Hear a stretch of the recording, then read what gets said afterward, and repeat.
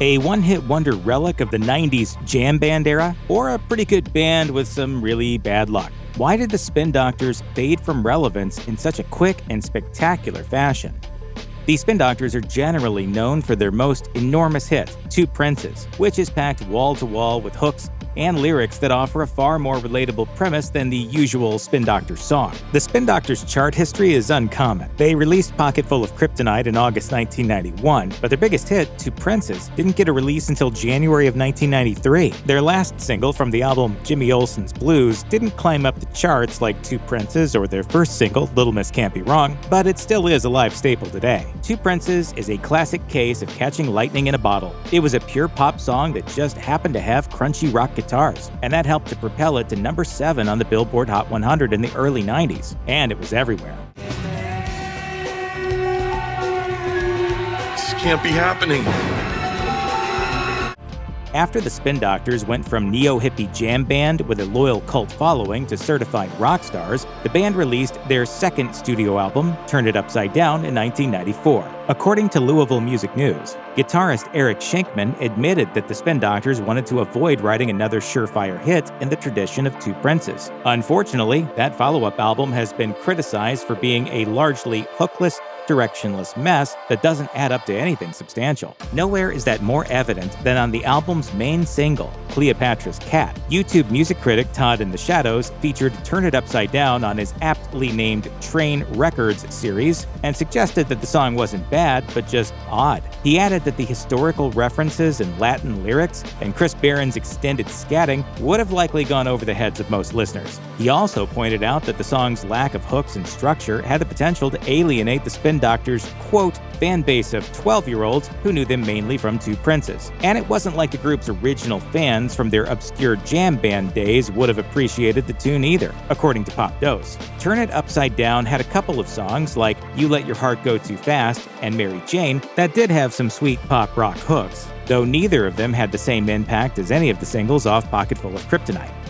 Few platinum-selling bands have faded faster into obscurity than the Spin Doctors. Turn It Upside Down performed solidly on the Billboard 200, peaking at number 28 in July 1994, but that also happened to be the last time the band ever appeared on those charts. Prior to that, Pocketful of Kryptonite went all the way to number 3, and the live album, Home Belly Groove Live, made it to number 145. So what's next for a band whose sophomore studio album bombed with both of their main fan bases? In 1996, 2 years after Turn It Upside Down, the band released their third album, You've Got to Believe in Something. Unfortunately, that something wasn't a return to their short-lived glory days. In its 2.5-star review of the record, AllMusic wrote that the album had some catchy tunes, but not quite on the same level as their earlier albums. The publication also singled out one track, the one that might have had the most potential to make them relevant again, as their biggest misfire. That song was a cover of KC and the Sunshine Band's That's the Way I Like It, featuring the late Biz Markie. It did make the soundtrack of Space Jam, but was pretty much an afterthought on an album that included R. Kelly's I Believe I Can Fly.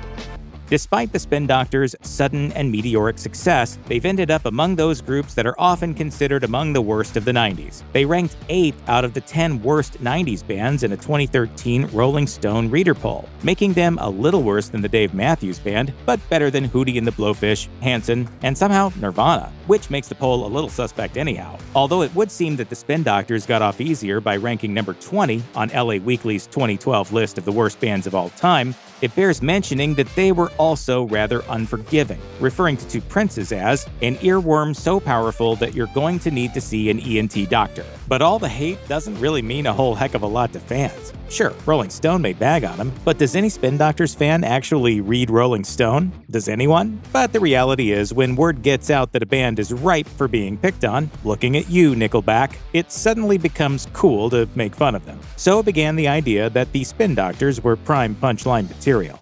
I'm 90% sure that guy you were talking with used to be lead singer of the Spin Doctors. We both know that cancer is a show. Like a Yakov Smirnoff opening for the Spin Doctors at the Iowa State Fair show.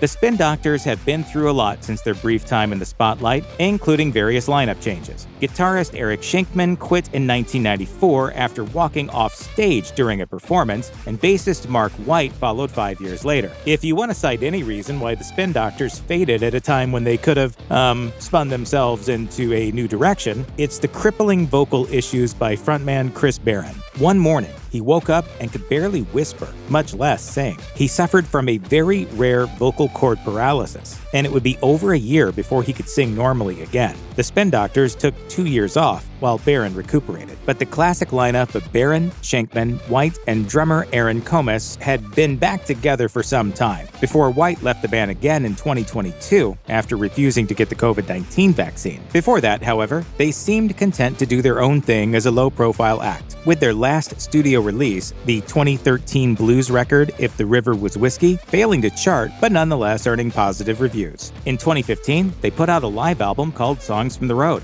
Barron told 48 Hills in 2019, "We've always come at music from a more authenticity perspective. And the older we get, the more we do this. It's about virtuosity. And virtuosity is about being so well-versed in whatever you do that you can authentically present your personality with your art. When you do that, you're going to make something good. And sometimes it's commercial, and sometimes it's not. Whatever their method, their loyal fans are here for it. And the Spin Doctors are happy to oblige.